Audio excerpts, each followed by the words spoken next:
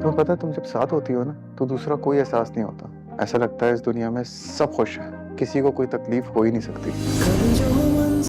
आयरा का बाप जैसे ही कामयार को धक्के देकर घर से बाहर निकालता है, कामयार को फौरन समझ आ जाता है कि ये सब कुछ फारिया की साजिश है। गुस्से से भरा हुआ कामयार सीधा गाड़ी में बैठता है और फारिया के घर पहुंच जाता है। घर के बाहर खड़े होकर वो जोर जोर से आवाजें लगाता है, फारिया कहाँ हो तुम, मेरे सामने आओ, तुमने जो किया है वो बहुत गलत है। जैसे ही फारिया सामने आती है, कामयार गुस्से में चीखते हुए कहता है, तुम्हारी हिम्मत कैसे हुई मुझे उस पार्टी में ले जाने की और फिर मेरी वीडियोस वायरल करवाने की। फारिया फौरन अनजान बनते हुए कहती है, तुम किस वीडियो की बात कर रहे हो, मुझे कुछ नहीं मालूम, तुम खुद पार्टी में गए थे, मैंने तुम्हें जबरदस्ती कहीं नहीं लेकर गई। कामयार, जैसे तुम हो वैसे ही रहो, किसी के लिए खुद को बदलने की जरूरत नहीं, ये सब तुमने खुद किया है और वीडियो भी शायद किसी लड़की ने वायरल की हो जिसे तुमने धोखा दिया होगा। ये सुनकर कामयार का गुस्सा और बढ़ जाता है। वो सख्त लहजे में कहता है, फारिया मैं ये जरूर मालूम कर लूंगा कि ये वीडियो किसने वायरल की है, और अगर मुझे पता चला कि इस सब में तुम्हारा हाथ है तो मैं तुम्हें नहीं छोड़ूंगा।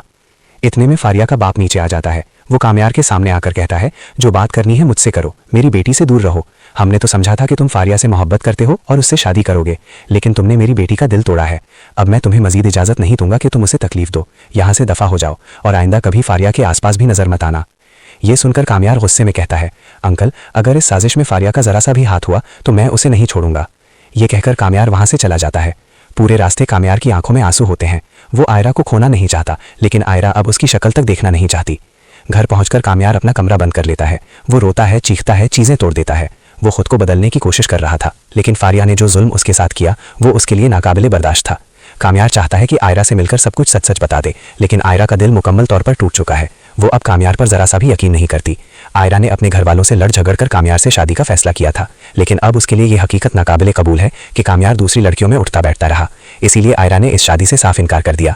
कामयार के माँ बाप दरवाजा खटखटाते हैं, लेकिन वो किसी की बात सुनने को तैयार नहीं। आखिरकार दादी दरवाजे पर आकर कहती हैं, कामयार मैं सब कुछ ठीक कर दूंगी, ये सब किसी गलतफहमी का नतीजा है, मुझे यकीन है कि तुम बदल चुके हो।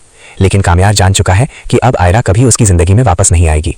दूसरी तरफ आयरा अपने बाप इरफान के पास जाती है। हाथ जोड़कर रोते हुए कहती है, डैड मुझे माफ कर दें, मैंने कभी सोचा भी नहीं था कि जिस शख्स को मैं मुंतखब कर रही हूँ वो मेरे लिए इतना बुरा साबित होगा। कामयार ने मुझे किसी के सामने मुंह दिखाने के काबिल नहीं छोड़ा।